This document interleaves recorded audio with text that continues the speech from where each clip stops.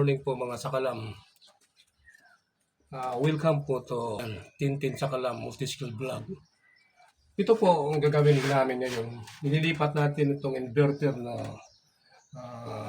aircon flow para yung preyon niya may tago natin dito sa loob. Bubuksan natin, isasara muna natin yung exit na valve para maitago niya. Pakipanood lang po. God bless po sa lahat. Pagyantabay po. Maraming salamat po sa mga followers ko at saka mga viewers at sa mga manonood. Step by step po ito. Itong unahin natin. Para hindi masayang yung liquid gas niya. Yung tinatawag na preyon. Bali ito yung patulak to. Ito naman pahigop. Papunta dito sa kompresor niya. Bali bubuksan mo natin to. Open. Bali, ang unang gagawin natin dito, paandarin muna natin yung aircon para maitulak niya doon. Kailangan naka-andar siya. Ito muna nang una natin isasara. Isara natin.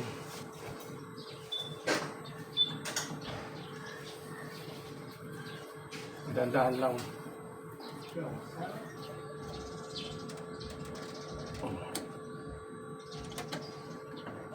Sarado.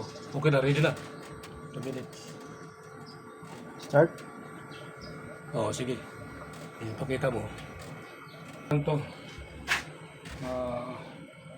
Epektibo to. 10 minutos. Bali, higupin niya papunta dito sa loob. Doon sa inner. Papunta dito sa motor. Para maubos yung liquid gas. Punta dito sa loob. Nawara na pinit ano?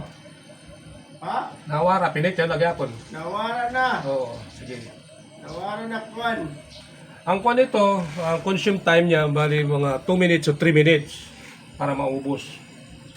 Para yung customer natin, hindi na siya maglalagay ulit ng preyon para makatipid. Kasi pag nagpakarga kayo ng preyon, yung 1 kilo, hindi maubos yun, mga 3 million. Wala nang lamig na lumalabas. Mainit na. 3.5 magpakarga ng preyon. Parang pan na lang eh. Mati ko para sa kalam. 2 to 3 minutes. Wala na pinit ano? Wala na. Lagay mo ng 3 minutes. Kailangan pakaramdam din sa loob. Pag nawala yung lamig niya, ibig sabihin, papunta na dito, inihigop niya. Then, ilagay mo ng 3 minutes para ubos. Okay. 20 seconds doon. Andahan ka na nito. 45, 48, 49. Pakita mo sa camera. 54. Hanggang na pag-isara ha. Okay, 2 minutes. Kahit lumagpas, okay lang yun. Sala na? Oo, okay. Okay, hop! Okay. Tapos yung breaker ikuhan mo rin. Okay. Pinatay na lahat. Oo. Okay na.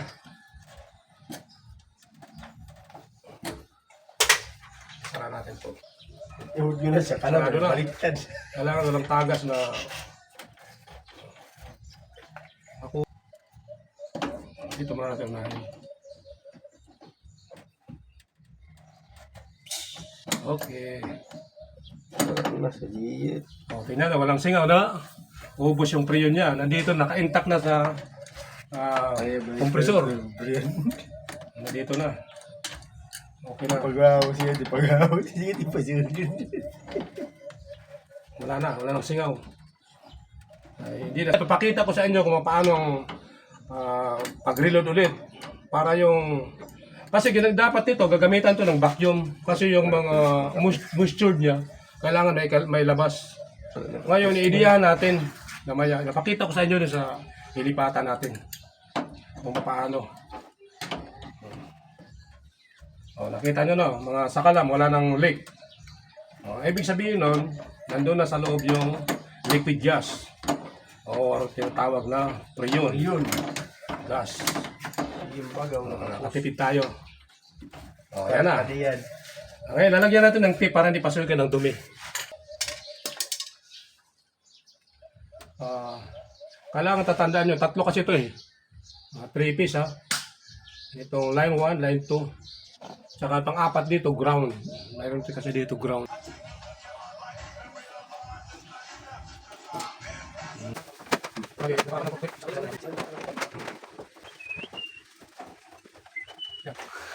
Bali pang ideya nito, bubunutin na lang natin para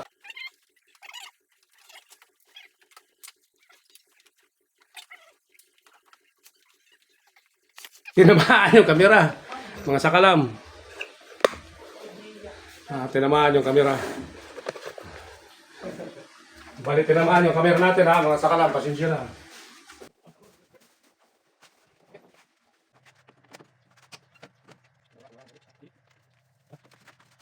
Bali, tanggal na lahat. Ready to transfer. Bali, ito na. Ilipat natin. Bali, pedicab lang yung kinargaan niya. Yan. Lahat. Yan. Sabay cleaning lang natin. Dito po natin ililipat natin. Bali yung outdoor na kuhan yung sa compressor, bali dito natin ilagay. Dito ang gusto ng may-ari. Tsaka ito yung lilipatan natin yung kwarto. Ngayon po, ilalagay na natin yung indoor. Nagawa tayo ng layout doon sa loob. Bali dito sa labas naman yung outdoor, yung compressor, yung motor. Diyan po natin ilagay yung indoor na kuhan, ng aircon.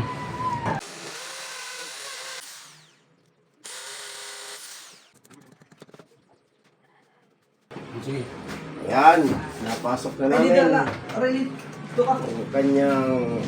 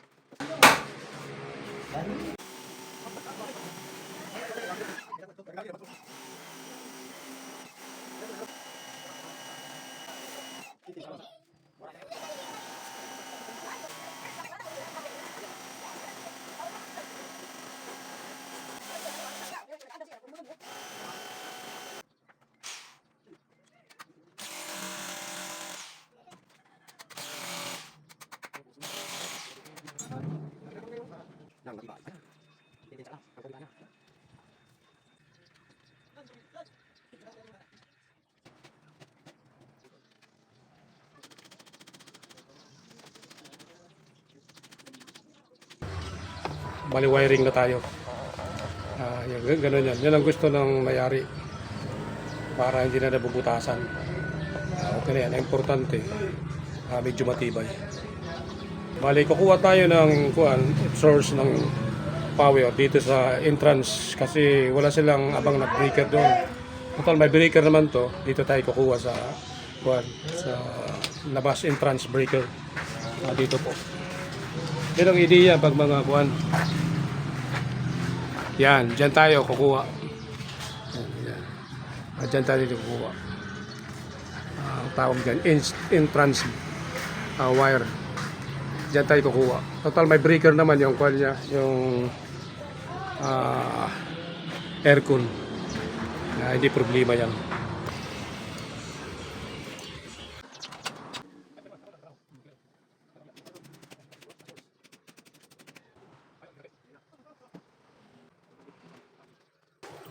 Bali itong live. Gaganon mo. Itong live. May ilaw, di ba? Ayaw ko nakikita nyo. Ibig sabihin live. Bago may kabit, ikikis-kis mo muna, bakit ground din. Kasi pag pumutok, ang ibig sabihin, ground din.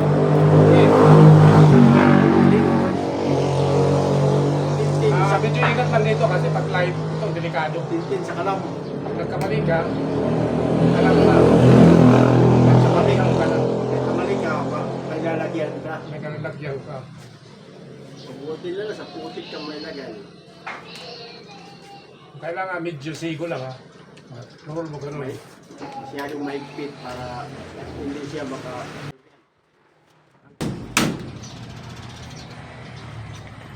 Bale, unang bubuksan natin dito ay kakabit. Itong kuhan. Ampere. Kasi hindi na natin yung vacuum dito. Ganito lang idea. Dapat mayroon pa tayo sana isang gas para papasok dito. Para lumabas sana dito. Kaso lang wala. Ideaan na lang natin. Bali itong unang kakabit natin. Ito.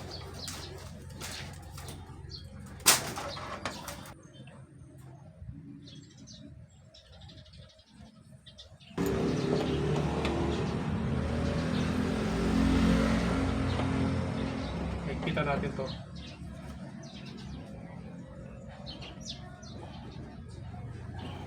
Tapos, ito naka-ready na.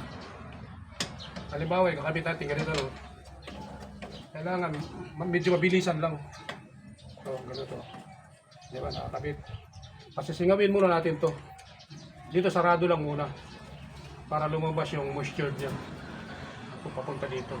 Pasok, palabas. Tandaan lang. Lumalabas na. Kita nyo? Kailangan nakabukas unti. Unti lang. Para nakalabas. Ulit. Baka maubos yung priyon. Nakalabas na siya eh. Unti lang.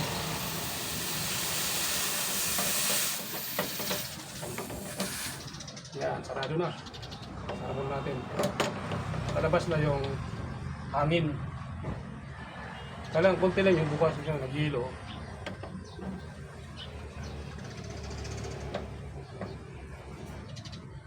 Yelo, tumama na. Patay at tama. Yelo.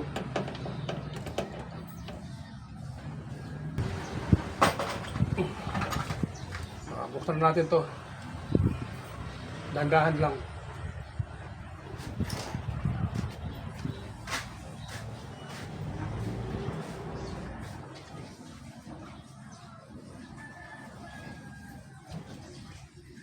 Yan. Tapos dito, bukas ka na ulit. Kunik na siya. Tanggal na yung hangin. Lumabas na kasi kanina eh.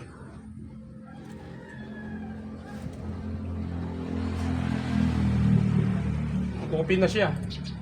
Tapos kukuha lang natin kung walang leaking. Open na to ha. Naka-open na.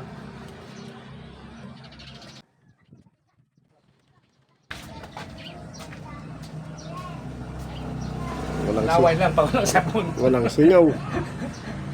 Kailangan doon ang singaw. Kasi yung laway parang may sabon din eh. Wala, May wala. kasamang ubo pa. Okay na, walang singaw ha. Testing na natin. Ewan natin. Okay. Sige. On. On na natin.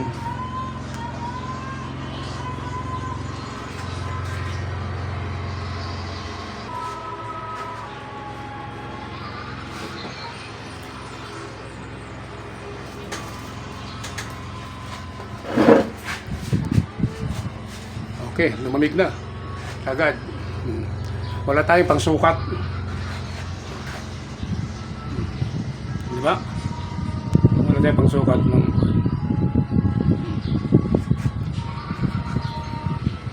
Yan, namandar na siya. Okay, lamig na. Naka-number 16 na pala to eh. Yan, malamig na siya. Malamig? Hindi. Malamig na. Hindi tayo nagkakarga ng priyon. Malamig na. Diyan lang ang diskarte, mga sakalam.